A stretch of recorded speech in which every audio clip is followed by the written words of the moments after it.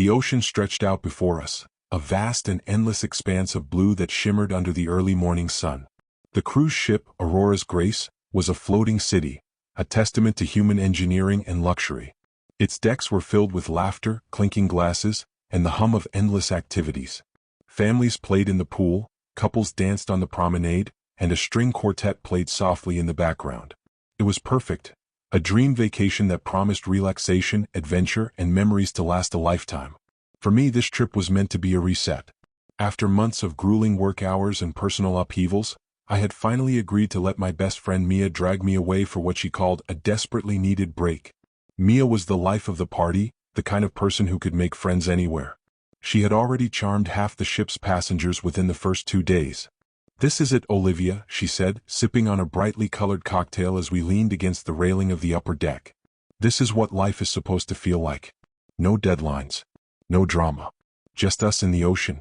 I smiled, letting her enthusiasm wash over me. She was right. The salty breeze was invigorating, the sun warm against my skin. For the first time in what felt like forever, I allowed myself to relax, to believe that nothing could go wrong. But the ocean is a master of deception. Beneath its calm surface lies a raw, untamed force, and we were about to learn just how small and powerless we truly were. The first sign of trouble came that evening. The sunset, which had been a stunning blend of oranges and purples, gave way to a horizon streaked with angry gray clouds. A murmur of unease rippled through the passengers as the wind picked up, tugging at loose clothing and sending napkins skittering across the deck. The captain reassured everyone that it was just a passing squall, a common occurrence in these waters. Still, an uneasy feeling settled in my chest. I couldn't shake the sight of the crew moving quickly, their faces set in grim determination as they secured loose equipment and whispered among themselves. By nightfall, the squall had evolved into something much more sinister. The winds howled, bending the ship's tall masts, and the once calm sea churned violently, its waves crashing against the hull with deafening force. The ship lurched with every swell, sending plates and glasses tumbling in the dining halls. Passengers huddled together in the common areas, clutching life vests and each other. Mia and I were among them, sitting on the cold floor of the lounge. Her usual confidence was gone, replaced by a nervous smile that she flashed in my direction. "It'll pass," she said, though her voice wavered. "These ships are built for this kind of thing." But deep down I knew this wasn't normal. The ship groaned under the strain, the sound like metal being twisted and torn. A steward ran past us, his face pale, and shouted something about heading to the muster stations. That was when the lights went out.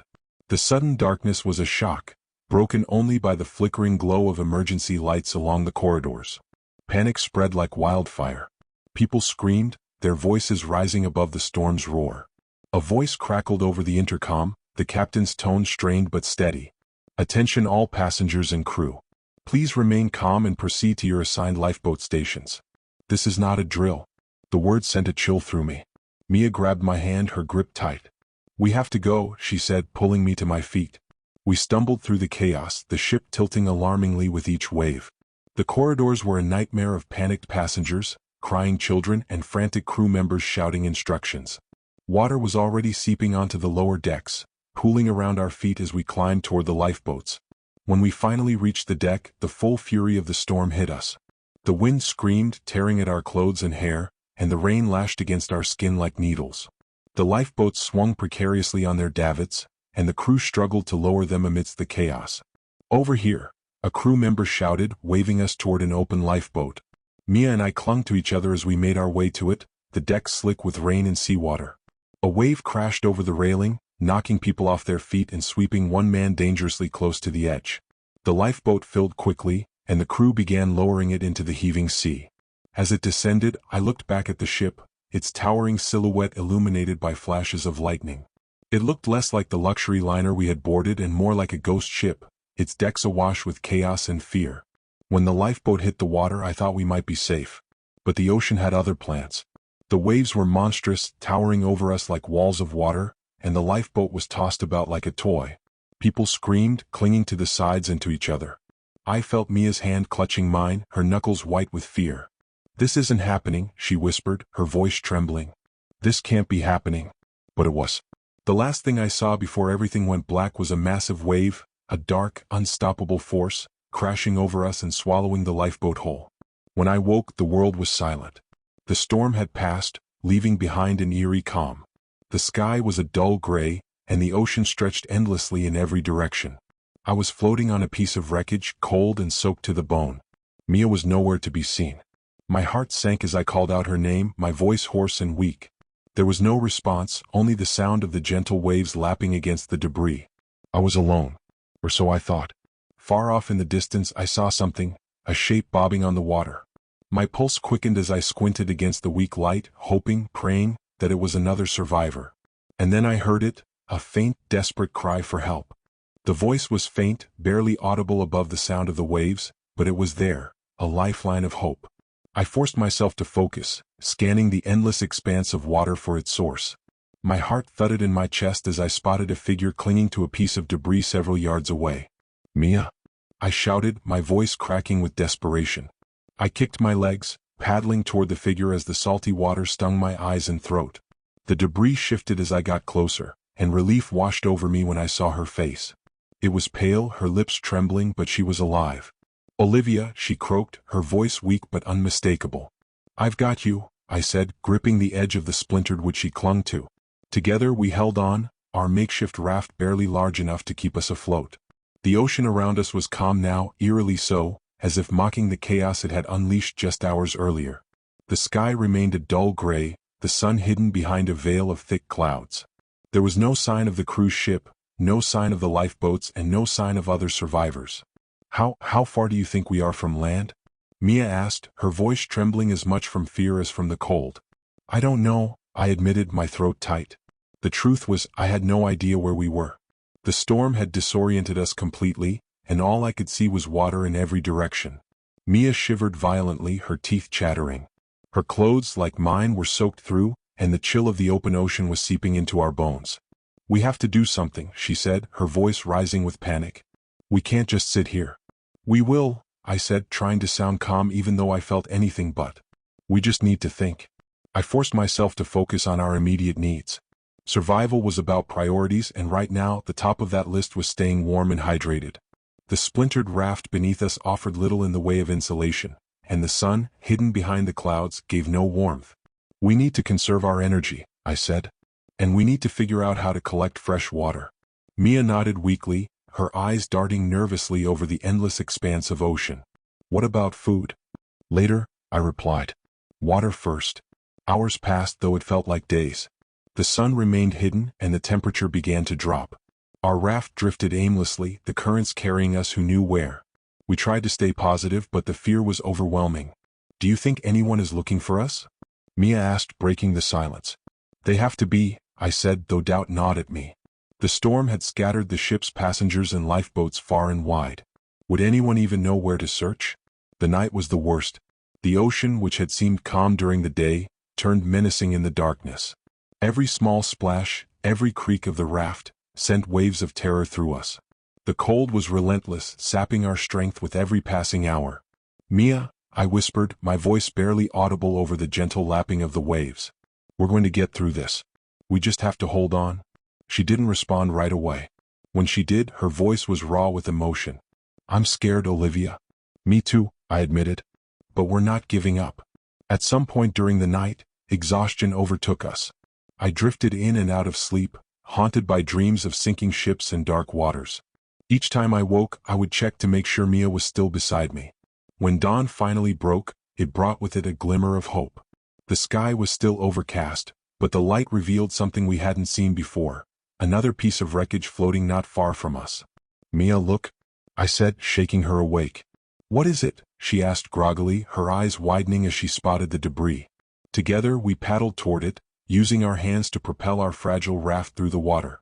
The wreckage was larger than our current piece, with jagged edges and a partial frame that looked like it had once been part of the ship's structure. "It's bigger," I said. "More stable. We can use it." With great effort we climbed onto the new raft, our muscles screaming in protest. It wasn't much, but it felt like an upgrade, a small victory in an otherwise hopeless situation. As we settled onto the larger raft, I noticed something else nearby, a suitcase bobbing in the water.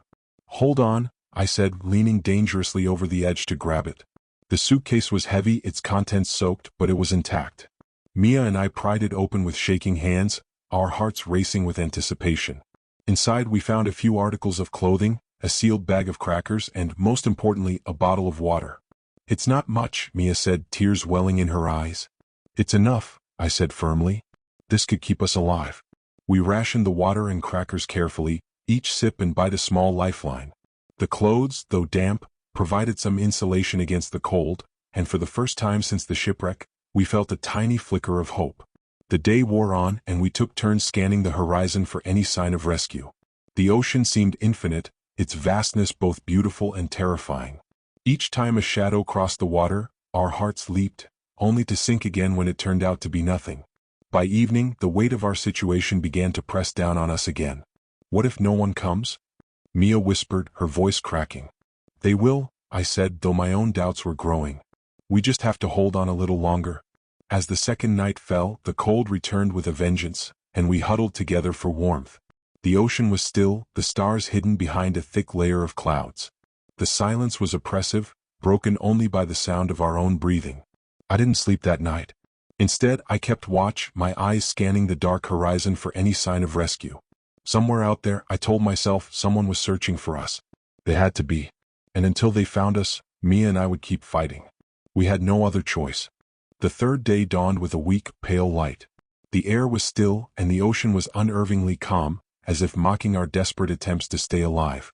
The bottle of water we'd found was nearly empty, its precious contents reduced to a few swallows. The crackers were gone.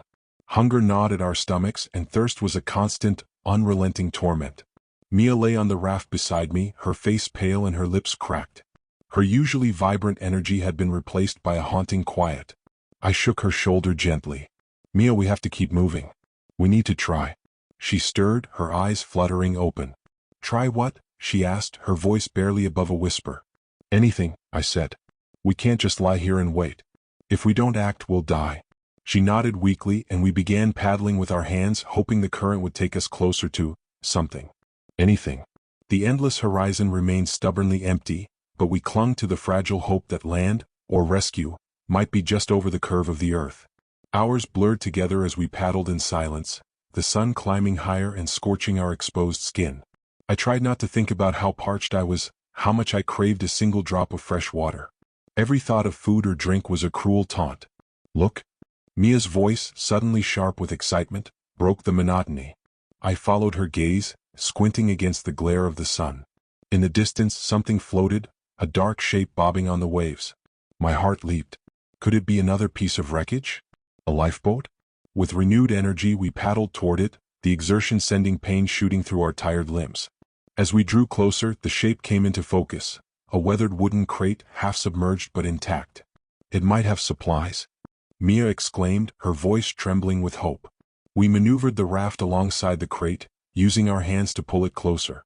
It was heavy, and the wood was warped from its time in the water, but we managed to pry it open.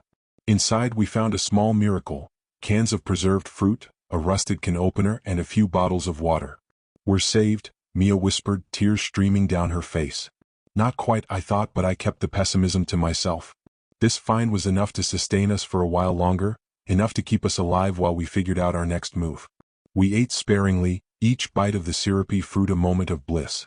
The water was rationed even more carefully, but the relief it brought was immeasurable.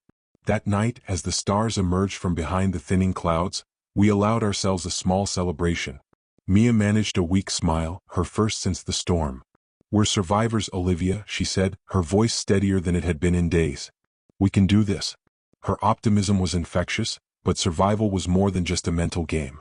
The ocean still held us in its merciless grip, and every passing moment without rescue chipped away at the fragile hope we had built. The next challenge came with the morning. The sun was relentless, beating down on us with no mercy. The water we'd found was dwindling fast, and the threat of dehydration loomed large. To make matters worse, we began to notice the presence of predators. At first, it was just a shadow gliding beneath the surface, a sleek, ominous shape that sent chills down my spine. Soon there were more, circling our raft like vultures waiting for their prey. "Sharks," Mia whispered, clutching my arm. "Stay still," I said, my voice trembling. "Don't splash. Don't draw attention." The predators seemed content to observe us for now, their dorsal fins cutting through the water with eerie precision. But the sight of them was enough to keep us frozen in fear, our every movement calculated to avoid triggering an attack. As the day wore on, the sharks disappeared, leaving us alone once more. The relief was fleeting, replaced by the realization that our food and water wouldn't last much longer. We needed to find land or at least a larger piece of wreckage, if we were to have any chance of survival. By the fourth day our energy was nearly gone. The sun had sapped what little strength we had, and our spirits were dangerously low. Mia drifted in and out of consciousness, her body weakened by the ordeal.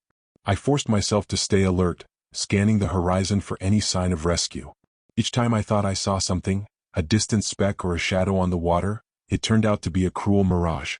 That evening, as the sun dipped below the horizon, painting the sky in fiery hues, I heard a sound. At first I thought it was just the ocean, but then I heard it again, a faint rhythmic thumping. I sat up, my heart racing. Mia. Mia, wake up. She stirred, her eyes fluttering open. What is it? Listen, I said, straining to hear. The sound grew louder, unmistakable now. It was the steady, mechanical hum of an engine. A boat, I whispered, tears springing to my eyes. It's a boat? We waved our arms, shouting with what little strength we had left. The sound grew closer, and soon a small fishing vessel came into view, its hull cutting through the water like a beacon of salvation. The crew spotted us and rushed to help, their voices filled with urgency as they pulled us onto the boat. The feel of solid ground beneath me, however unsteady, was overwhelming. Mia and I clung to each other, tears streaming down our faces as we realized we were finally safe. The nightmare was over. Or so we thought. Even as the fishermen tended to us, giving us water and blankets, I couldn't shake the feeling that the ocean wasn't done with us yet. Its vastness, its cruelty, it was something I would never forget. We had survived the shipwreck, but the ocean had left its mark on us, a reminder of its power and our fragility. The fishing vessel, a sturdy old boat called Mariner's Solace, became our lifeline. Its crew, a group of grizzled fishermen with weathered faces and kind eyes, treated us with the gentle care reserved for the fragile. They wrapped us in blankets, pressed mugs of hot tea into our trembling hands, and listened patiently as we tried to explain what had happened. We'll take you to the nearest port, the captain said, his voice gruff but warm. You're lucky to be alive. The ocean doesn't spare many. Those words stayed with me as the boat churned through the calm waters, heading toward safety. For the first time in days, I felt a sliver of security, though it was tinged with a heavy sense of loss. As the fishermen tended to us, I couldn't stop thinking about the others. The faces I'd seen on the cruise ship, the families, the couples, the laughter that had once filled the air. Where were they now? How many had survived? Mia sat beside me, her head resting on my shoulder. She was silent, her usual spark dimmed. Do you think they'll find more survivors? She asked softly, her voice barely audible over the hum of the engine. I hope so, I replied, though my heart felt heavy with doubt. When we reached the port, a small, bustling harbor town, the sight of solid land brought a rush of relief. But it also marked the beginning of a new chapter, one filled with questions, chaos, and the harsh reality of what we'd endured. Authorities swarmed the dock as we disembarked, their faces a mixture of concern and determination.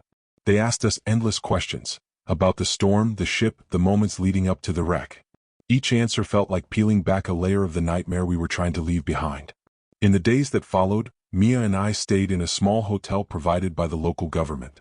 The room was plain but comfortable, a stark contrast to the lavish cruise ship that now felt like a distant dream. News of the shipwreck spread quickly, and reporters descended upon the town, eager for stories of survival. They called it the Aurora's Grace tragedy, a headline splashed across newspapers and television screens. For the first few days, Mia refused to talk to anyone. She stayed in the room, staring out the window at the ocean. I understood her reluctance. Reliving the ordeal felt unbearable. But I couldn't ignore the pull to speak out. The world needed to know what had happened, not just for the survivors but for those who hadn't made it. When I finally agreed to an interview, the reporter's first question cut straight to the core. How did you survive? I took a deep breath, my hands gripping the arms of the chair. We survived because we refused to give up, I said. Even when it felt impossible. Even when we were sure we wouldn't make it. We kept fighting. The reporter nodded, her pen scribbling furiously. What do you want people to take away from your story? I paused, searching for the right words. The ocean is beautiful, but it's also unpredictable. It doesn't care who you are or what plans you've made. Respect it. Prepare for it. And never take it for granted. The interview aired the next day, sparking a wave of support and condolences from around the world. Strangers sent letters and emails, their words a mixture of sorrow and admiration. Some shared their own survival stories, others simply offered their prayers. But no amount of support could erase the weight of what we'd endured. At night I still heard the storm, the roar of the wind, the crash of the waves. I still felt the cold water pulling me under, the desperate struggle to breathe. Mia struggled too. She woke often from nightmares, her cries pulling me from my own restless sleep. "I keep seeing the ship," she admitted one night, her voice trembling. "The people we left behind. What if we could have done more?" "There was nothing we could do," I said, though the guilt was a constant companion. In the weeks that followed, we attended memorials for the lives lost in the shipwreck. The ceremonies were somber, filled with tears and whispered prayers. Families clung to each other, their grief raw and unfiltered. At one memorial, a woman approached us. She held a photograph in her hands, a young boy with bright eyes and a gap-toothed smile. "My son," she said, her voice breaking. "He was on the ship. Did you see him?" I swallowed hard, my throat tight. "I'm so sorry," I whispered, unable to meet her gaze. She nodded, her tears falling silently as she walked away. Moments like that stayed with me, haunting me long after the memorials ended. Survivor's guilt, they called it. A cruel reminder that for every life saved, many more were lost. But amidst the grief, there were also moments of hope. The survivors formed a community, bound by a shared experience that few could understand. We leaned on each other, finding strength in our collective will to heal. Mia and I eventually parted ways, each of us seeking our own path forward. She returned to her family, her time on the cruise ship a chapter she wanted to close. I stayed in the harbor town, volunteering with a local search and rescue organization. It felt like a way to honor the lives lost, a way to give back. Even now, years later, the shipwreck remains a part of me. The ocean still calls to me, its vastness both terrifying and beautiful.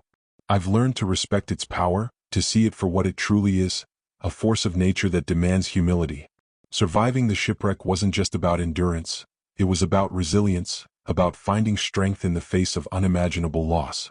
And though the scars remain, they are a testament to the fact that we made it. We survived.